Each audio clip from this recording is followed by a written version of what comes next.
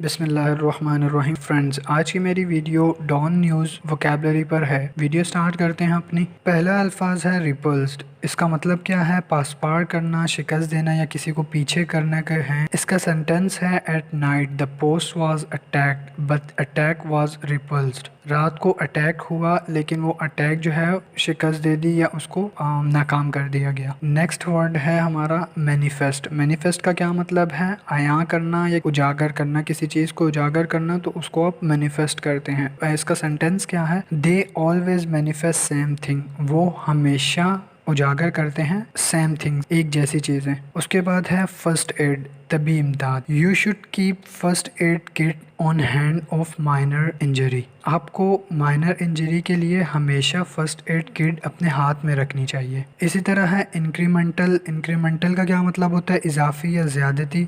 माई boss give me 15% incremental amount. मेरे बॉस ने मुझे ज़्यादा अमाउंट दी, 15% इंक्रीमेंट अमाउंट है।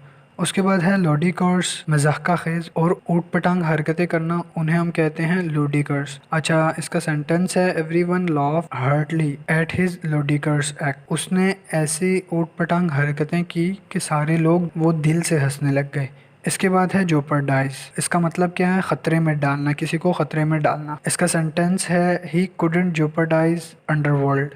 वो अंडरवर्ल्ड को और ख़तरे में डाल नहीं सकता। उसके बाद है पीरियोडिकल। पीरियोडिकल का मतलब क्या होता है? कभी कभी या वक्तन फ़वक्तन। इसका सेंटेंस है these words rate tax assessment shown payment of periodical. ये जो अल्फाज हैं ये वक्तन फ़वक्तन पेमेंट को बताते हैं। इसी तरह है बिफिटिंग। बिफिटिंग का क्या मतलब होता है? मुनासिब। और इसका सेंटेंस है many peoples do not believe short dress befitting for women over the as of 40।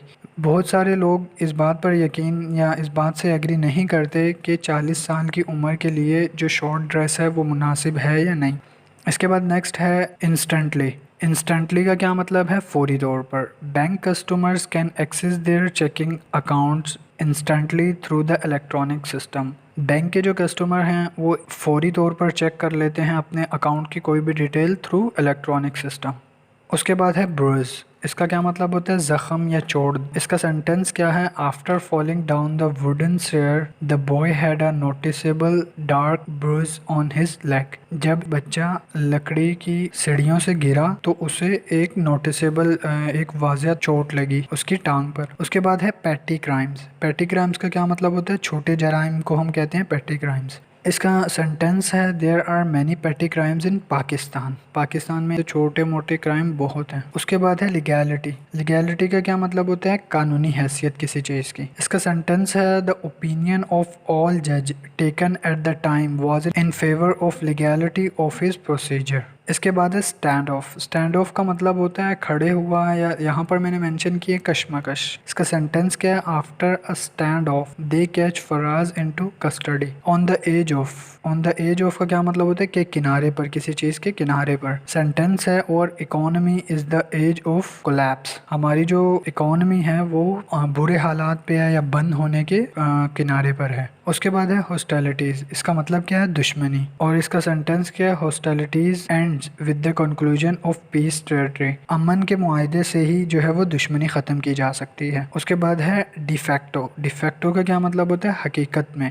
इसका सेंटेंस क्या है? Waqas became de facto mans of the house when his father was killed in a car crash. Waqas तभी हकीकत में एक आदमी बना जब उसके वालिदैन का इंतकाल हो गया ड्यू टू कार क्रैश में। उसके बाद है गैम्बिट। गैम्बिट का क्या मतलब होता है? शतरंज की चाल या चाल। इसका सेंटेंस है he used a fake pregnancy as a gambit to get a marry with millionaire girl. उसके बाद है रिवोल्ट। रिवोल्ट मतलब बगावत करना। इसका सेंटेंस है the prime minister is now facing a revolt by member of his own party.